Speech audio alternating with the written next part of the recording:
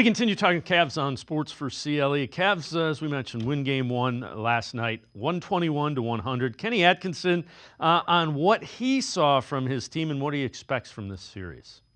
I think we played super hard, competitive. I thought we kind of made some unforced errors.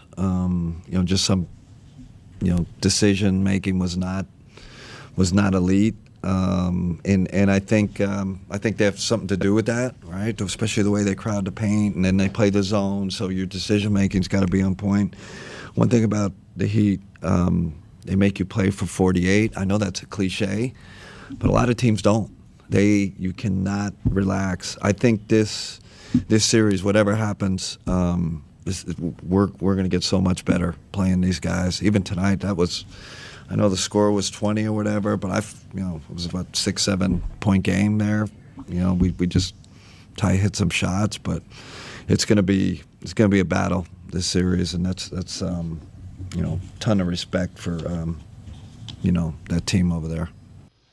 Let's welcome in Sam Amico from hoopswire.com and co-host of Full Court Cleveland. Sam, I know you wrote an article about it, kind of continuation of the regular season, and that's kind of what Kenny Atkinson was alluding to. Yeah, that was a message all since the start of the preseason and training camp is, we've got to ramp it up a little bit in the playoffs. Now, I think when Kenny Atkinson said that back in October, he didn't expect the regular season to go so well. And now it's just, trusting your body of work that you showed in the regular season with winning streaks of 15 games to start the season, then 12 later on, then 16 throughout the All-Star break period of the season. So this is what they wanted this game one. It's let's come out, let's make shots, let's get quality looks at the basket. And he's right. Miami is just relentless when it comes to defense. They don't have the firepower that they used to have with when they had Jimmy Butler, but they still have Adebayo and Tyler Hero, but just not from 1 to 8 do they have that firepower. So they're trying to get it done with defense, and that's how they won 2 road play-in games, beating the Bulls and the Hawks. So the Cavs are obviously have to be cognizant of that. And game one, I thought they proved that, that they were just going to carry over the regular season and play a very similar style to what they played in the regular season with the ball moving. And then when things stop, they were able to get Donovan Mitchell, Ty Jerome, Darius Garland were able to get really key baskets throughout the night. ESPN's national analyst, Brian Windhorst, with what he felt the difference was in game one. It's as good of a 3-guard game as you'll ever see in an NBA playoff setting, with those 3 guys doing that, and that just overwhelmed the Heat. That type of 3rd guard performance is just a total difference maker from Ty Jerome. And that's the way he's been all year. It's not surprising. It was a footnote that it was his first playoff game. But he's played that way all year. But especially in this series where the Cavs are targeting the Heat guards, Hero is dynamic offensively, but he is not good defensively. Right. And they're kind of thin at guard, and the Cavs are exploiting it. Sam, I know you wrote an article about Ty Jerome, and I mean he's been great. And I'm one of the biggest fans of him. Take us through the article that you wrote just about his performance in what was his first playoff game last night. Yeah, that was just it. You always wonder what a guy's going to do when we've seen guys, not just Cleveland, but throughout the NBA and throughout NBA history that have great regular seasons, and then they get into the playoffs and you almost can't afford to play them. So you wondered Ty Jerome's first taste of the playoffs at this stage of his career, how he was going to respond. Would he be the same guy that we saw in the regular season? Now teams are game planning for him, opposing teams. But here he was.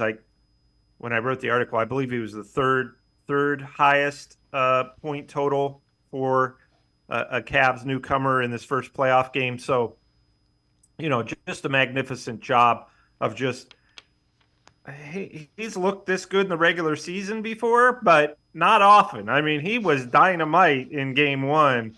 And so you could make the case that he was even better in his first playoff game than he was all regular season. And regular season was pretty good. He's one of 3 finalists for Sixth Man of the Year. So, as Brian Windhorst said, just having that third guard, you had, I believe it was the first time in Cavs playoff history that 3 players scored at least 20 points. And it just happened to be that all 3 were backcourt players. So when Brian says they're going to try to really challenge the Heat backcourt and their lack of defense, frankly, that's what they're going to do. We saw Evan Mobley did not have a huge night, right? 9 points, 7 rebounds, all 7 rebounds in the second half.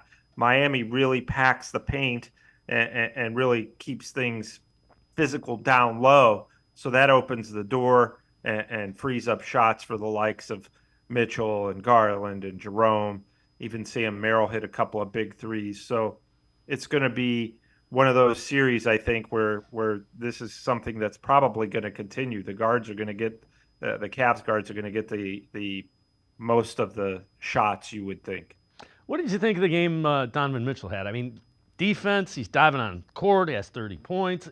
Take us through the article you wrote about Donovan Mitchell and what he did. Yeah, 7 straight games of 30 plus points, 7 straight game ones, which ties a Michael Jordan record of scoring at least 30 points in those game ones. So, I think right away we saw that Donovan Mitchell was very locked in. He was going to take it to another level last night, understanding these are the playoffs, understanding the narrative, which is either people are doubting the Cavs or they're not talking about them at all. So nationally. So I think that Donovan Mitchell showed that he was inspired by that. And just like you said, Dave, it wasn't just the way his around the rim finishing was the best I've seen all season from him. But you also think about his defense, how he was locked in, how he was egging on the crowd.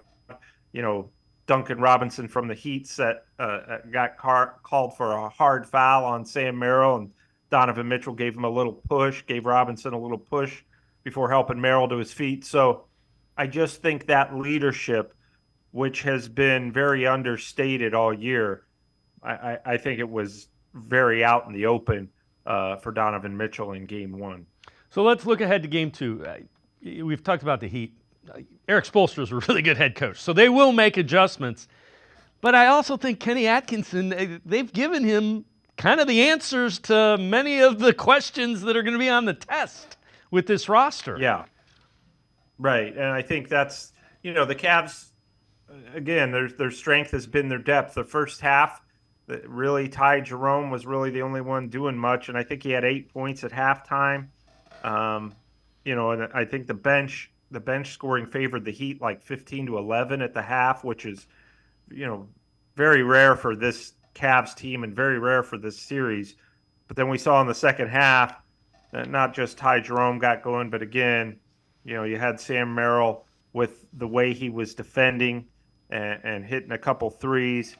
DeAndre Hunter obviously struggled in game one, but, I don't suspect that that's going to last very long. And he did a nice job defensively and in other areas. He just couldn't make a shot. So that's really the Cavs' strength. And as you said, Dave, they're going to play to that strength when Eric Spoelstra comes back after a couple of days of film watching and practice and adjustments. That's where the Cavs are going to lean on their bench being, their starters are probably better all the way around, but their bench is probably what's going to lift them if they do win this series in 4 or 5 games. That's what's going to be the difference, is the play of not just Jerome and Hunter and Merrill, but, Dean Wade, Isaac Okoro. Kenny Atkinson said he's going to stick to playing 10 guys, and he did it in the first half last night. So I think we're going to see more of that as the series continues. Yeah, and that will make a big difference as you get a little bit deeper into the playoffs as well. You want to be fresh, and you want to get the heck out of the round as quick as you can. Yeah, absolutely. Their goal right now is, you believe you're going to win this series. So let's play our best. Let's not have a let up. We saw what happened in Orlando last season. Obviously, different situation. You didn't have Ty Jerome, didn't have Kenny Atkinson, but you went up 2-0, and you pretty much those first 2 games in the first round, the Cavs pretty much dominated the Magic. It wasn't even close. Then they went to Orlando and got blown out twice. So, you want to avoid that type of scenario where all of a sudden that series is going 7 games. You felt like you should have won it in 4 or 5. Well, this series, you want to, like you said, Dave, you want to get out of this series as quickly as possible. Give yourself some more rest. The playoffs are a funny thing. You determine how much rest you get between series. If it goes 7 games, you only get like a day's rest. If it goes 4 games, you can get a whole week. So, obviously there's still plenty of work to be done, at least 3 games to be played, and the Cavs have to just focus on each game and not get caught like looking ahead like we do.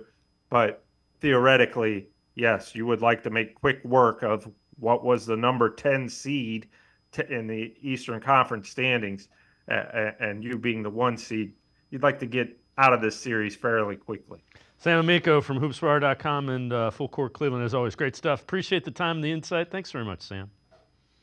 All right, Dave, thanks so much for having me. We will talk to you soon. Sounds good. Sam Amico, make sure you check him out. Hoopswire.com, also Full Court Cleveland.